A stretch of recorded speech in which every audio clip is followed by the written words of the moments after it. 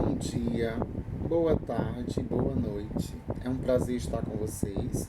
Me chamo professor Wellington Alves, sou mestre em Ciências da Educação.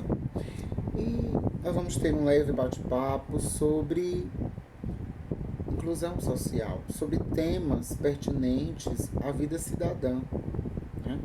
E aí nós começamos a debater sobre inclusão social sob o ponto de vista da Constituição Federal de 1988. O que diz esta Constituição? Lá no seu artigo 1º, nos incisos 1 e 2, ela garante, certo, a cidadania e a dignidade da pessoa humana, independente da sua origem, da sua opção sexual, da sua raça, da sua cor, idade ou quaisquer outras formas. Já em seu artigo 5º, ela diz que todos são iguais perante a lei, sem distinção de quaisquer natureza, e que todos temos o direito à vida, o direito à liberdade, à igualdade, à segurança e à prioridade. E aí eu deixo um questionamento. Será que isso realmente acontece? Será que todos nós temos o direito à vida, à liberdade, à igualdade, à segurança e à prioridade? Fica aí esse questionamento para que nós possamos vir a refletir. E isso é um direito nosso, que está lá na Constituição Federal de 1988, lá no artigo 5º, beleza? Mas aí a Constituição Federal de 1988, ela lá no seu artigo 205, ela diz que todos temos o direito à educação e que isso é dever do Estado e também da família, né?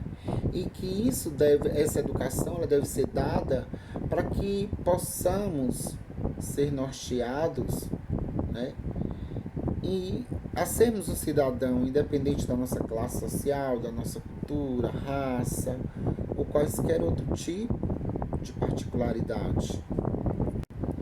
E aí, como reforço e como garantia, nós temos o ECA, o Estatuto da Criança e do Adolescente, que traz lá na sua lei 8069/90, lá no artigo 53, ele estabelece a criança e o adolescente, dizendo que os mesmos têm direito à educação.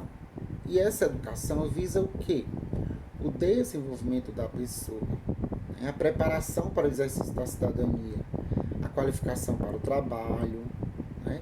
Assegura também algo muito importante, que é o atendimento educacional especializado aos portadores de deficiência, preferencialmente na rede regular de ensino público. É o que nós chamamos da inclusão social na escola, a inclusão na escola. Aí eu deixo mais um outro questionamento. E essa inclusão, ela acontece de fato? Ela acontece de direito? Ela acontece como deve acontecer de fato? Ou a inclusão ela acontece entre aspas? Deixo esse questionamento. E esta inclusão tão falada, tão divulgada, tão debatida, o PNEDH, que é o Plano Nacional de Educação em Direitos Humanos, ele define algumas ações educativas voltadas justamente para a defesa desses direitos humanos de grupos sociais específicos, né? Que ao longo de toda a história brasileira sempre foram excluídos da educação. Por exemplo, como os afrodescendentes, os indígenas, os portadores de deficiência, jovens em cumprimento de medidas socioeducativas. E, de um certo modo, ele firma a ideia de que os sistemas de ensino eles desempenham uma função essencial para a promoção do respeito, para a reinserção social desses seres, né? Trazendo a igualdade, combatendo a discriminação, a exclusão dos grupos sociais, né? As pessoas que estão em vulnerabilidade, em todos os níveis, em todas as existências humanas. Então a educação ela é peça fundamental para que a inclusão aconteça. Tá? A inclusão social aconteça, ela tem que partir não só da educação, mas também da família e da própria sociedade. Algo também muito preocupante é o racismo, né? Um dos principais problemas enfrentados entre o século XX e o XXI, né? Que tem um impacto diretamente na exclusão, né? Na desigualdade social e na violência, né? Então, o racismo é discriminação, é preconceito, seja ele direto ou indiretamente, contra os indivíduos, contra os grupos, por causa da etnia, cor, o gênero, seja lá qual for. E aí, como as coisas acontecem muito devagar no Brasil, inclusive a justiça do Brasil ela é muito vagarosa e muito frágil, só no ano de 1989 é que as questões raciais elas passaram a fazer parte do Código Penal, né? Isso não aconteceu por acaso. Foi muita pressão de movimentos identitários, né? Então, a pressão foi muito grande. Então, a Lei 7716 tornou crime qualquer ato de discriminação, preconceito ou qualquer incitação ao preconceito por motivação racista. Então, vejam como as coisas acontecem a passo de tartarugas, tá bom? E a inclusão social, ela tem todo um processo, ela está garantida na Constituição disso, mas ela vem se arrastando e até hoje é um problema social muito grave. Então, assim, o racismo é um crime de ódio, né? A discriminação social ela pode ser explícita ou implícita, não é? Temos a xenofobia, preconceito contra os homossexuais, que é a homofobia, e muitos outros tipos de preconceito. E isso acontece diariamente em nosso país, tá? Na maioria das vezes, diretamente, outras vezes indiretamente, mas isso acontece, é muito claro, certo? O brasileiro ainda é muito preconceituoso, é muito racista. E isso no país multicultural, multirracial. O Brasil ele é um país de muitas raças, de muitas cores. Então, é um país onde a discriminação racial ainda é muito notória, muito grande. E aí esse racismo é algo que está preso às raízes da nossa sociedade, né? É uma forma de racismo estrutural, né? Que é um sintoma vindo desde os primórdios da nossa sociedade, né? Desde a chegada dos negros ao país, né? E entre outros. Então, o racismo é fato de que as pessoas negras ela ganha, por exemplo, estatísticas somente em 2016. Né? Também encontramos entre a população negra uma baixa escolaridade. Isso ainda é fruto do racismo, de que o negro ainda não tem acesso à escola, ou de que o negro ele sofre preconceito na escola, portanto, há uma grande evasão. E aí o racismo também acontece por parte das instituições, não é? A exemplo disso, nós podemos citar muitas vezes as ações truculentas de pessoas que fazem a nossa segurança, mas de que pelo fato do outro ser negro, ele já é abordado de uma forma brusca. Isso é inadmissível. Isso é racismo, sim. E aí a gente aborda também a questão dos gêneros, né? Os gêneros é a expressão do interesse de um grupo, seja partido, classe, movimento e etc. E aí, quando falamos desta representatividade, nós trazemos o racismo e as reivindicações dos indígenas, os debates feministas, a luta pelos direitos LGBTQ+, né, que lutam que lutam incansavelmente contra essa homofobia, essa LGBTfobia, né? Então, todos os grupos de minoria, eles são, de um certo modo, marginalizados. E aí o nosso país, mais uma vez eu retrato que é um país multicultural. É um país de várias raças, de várias cores, onde Isso não deveria acontecer.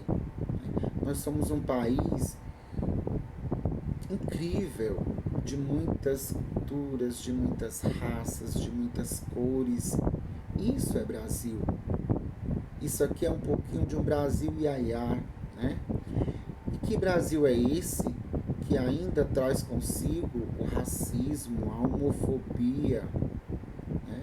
A xenofobia e entre muitos outros tipos de sentimentos, eu diria que desumanos. Que país é esse? E aí, esses grupos, eles querem apenas ter os seus direitos garantidos. Só isso. A Constituição de 1988 garante isso. Diz que todos nós somos iguais perante a lei. E aí? E aí, o nosso Brasil, ele trabalha, ele traz essa visibilidade notória das classes de minorias, tida como exemplo a população negra, GLBTQ+, mulheres, indígenas e os deficientes. E aí nós destacamos de forma bem notória a população de baixa renda, que representa grande parte das minorias sociais. No caso do Brasil, as pessoas vivem com uma renda muito baixa, né? Nos piores casos, na miséria absoluta. E aí os políticos vão e aproveitam para se sobressair sobre a miséria já existente no nosso país, com as pequenas esmolas, né? Digamos assim. E aí nós temos muitos outros momentos, né? O tempo é pouco para que nós possamos falar de desigualdade social, de cidadania. Mas eu destaco aqui e encerro esse momento, que nós possamos ter outros momentos assim, dizendo que o nosso país, que o nosso Brasil é o Brasil dos negros, é o Brasil dos sem terra, é o Brasil da classe de baixa renda, é o Brasil dos LGBTQ+, é o Brasil das mulheres, é o Brasil da diversidade. Viva a inclusão social! E eu fico por aqui. Muito obrigado pela atenção de vocês. Um abraço do professor Wellington e até a próxima. 21 de setembro, Dia Nacional de Luta da Pessoa com Deficiência. Neste vídeo, uma linha do tempo com ilustrações e datas apresenta os principais marcos na trajetória das pessoas com deficiência na luta por direitos. Em 1948, a Declaração Universal dos Direitos Humanos encorajou o respeito aos direitos à vida, à liberdade de expressão, ao trabalho e à educação.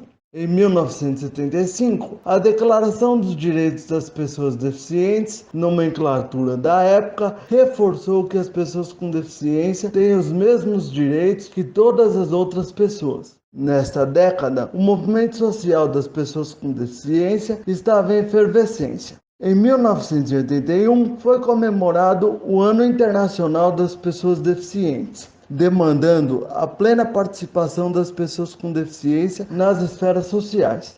A partir de 1986, surge um potente e importante lema da luta das pessoas com deficiência: nada sobre nós, sem nós. Em 1994, a Declaração de Salamanca trouxe diretrizes para assegurar a educação de pessoas com deficiência. Em 2006, a Convenção sobre os Direitos da Pessoa com Deficiência coroou o período de lutas com o conceito social de pessoa com deficiência, uma relação entre impedimentos e barreiras que define sua participação plena na sociedade.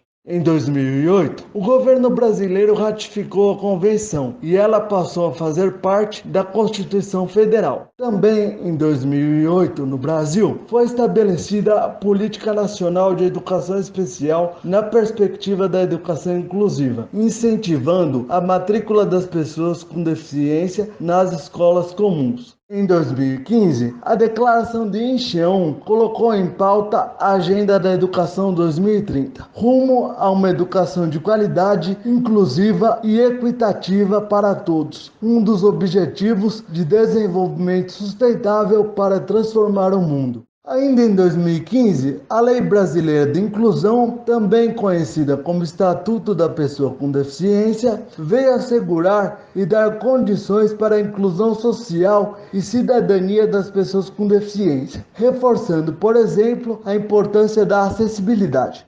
Muitos direitos foram conquistados ao longo destes anos, mas ainda há muito o que fazer para termos uma sociedade verdadeiramente inclusiva. O Instituto Rodrigo Mendes e o Diversa também estão nesta luta. Portanto, meus amores, é isso aí. Vejam esse vídeo, reflitam e deixem seus comentários e até a próxima. Um abraço.